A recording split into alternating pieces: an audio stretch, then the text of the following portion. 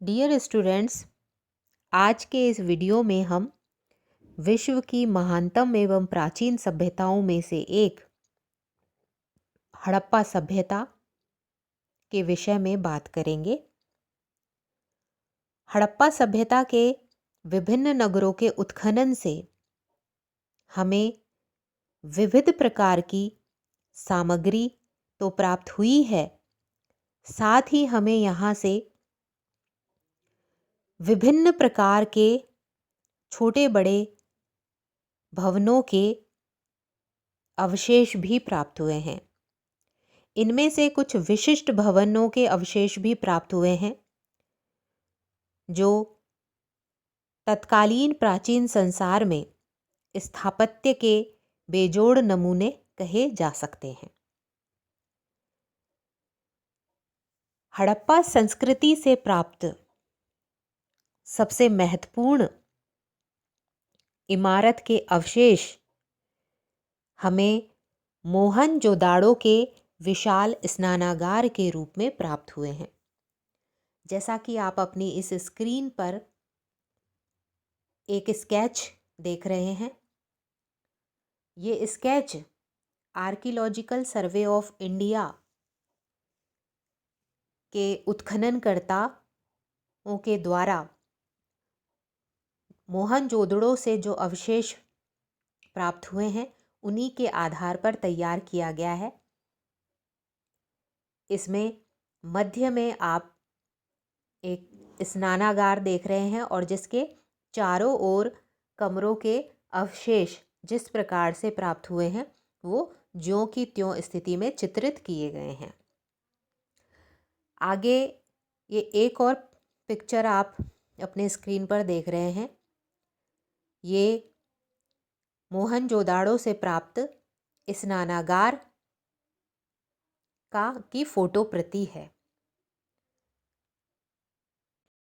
इस छाया प्रति में मोहनजोदाड़ो से जो विशाल स्नानागार प्राप्त हुआ है वो ज्यों की त्यों हमें इसमें दिखाई दे रहा है। यह मोहनजोदाड़ो की सबसे महत्वपूर्ण इमारत है। यह स्नानागार लगभग 39 फीट लंबा, 23 फीट चौड़ा और 8 फीट गहरा है। इस कुंड में जाने के लिए दक्षिण और उत्तर की ओर ईंटों की सीढ़ियां बनी हुई है, जैसा कि आप स्क्रीन में देख रहे हैं। इस स्नान कुंड की दीवारें बड़ी ही सुदृढ़ तरीके से बनाई गई थी। इसमें ईंटों की चिनाई बड़ी सावधानी एवं कुशलता के साथ की गई है। दीवार के दोनों ओर पक्की ईंटों का प्रयोग किया गया है और उनके बीच में कच्ची ईंटों को भरा गया है। कुंड के फर्श पर खड़ी ईंटों से जड़ाई की गई है और ये खड़ी ईंटें भी बहुत कुशलतापूर्वक काट काट कर लगाई गई है, जिससे कि उनके बीच में कम से कम जगह रहे। फर्श और दीवारों की जड़ाई का काम जिप्सम से किया गया है। कुंड की बाहर की जो दीवार है उस पर गिरी पुष्पक, जिसे हम बिटुमिन्स भी कहते हैं, कि 1 इंच मोटी प्लास्टर की गई है। फर्श की खड़ी ईंटों की चिनाई मोटी दीवारों तथा जिप्सम और गिरी पुष्पक के प्लास्टर ने स्नान कुंड को बहुत ज़्यादा मजबूत बना दिया है।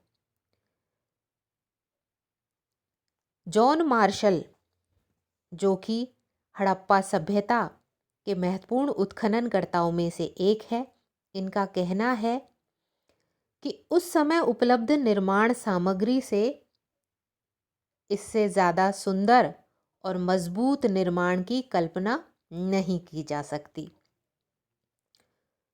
स्नान कुंड का फर्श,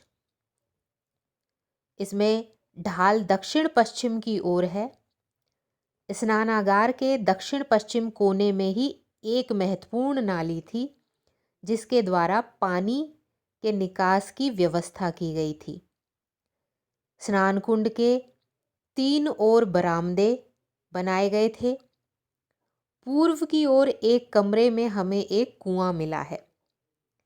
स्नानागार के लिए पानी की पूर्ति का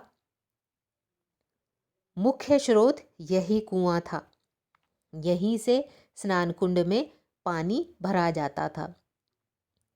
स्नानागार की इमारत के उत्तर में 2-2 पंक्तियों में छोटे छोटे 8 स्नान कक्ष हैं। इनमें जाने के लिए सीढ़ियों का होना और इनकी दीवारों की अत्यधिक मोटाई इस बात को बताते हैं कि मकान जो है वो 2 मंजिले हुआ करते थे।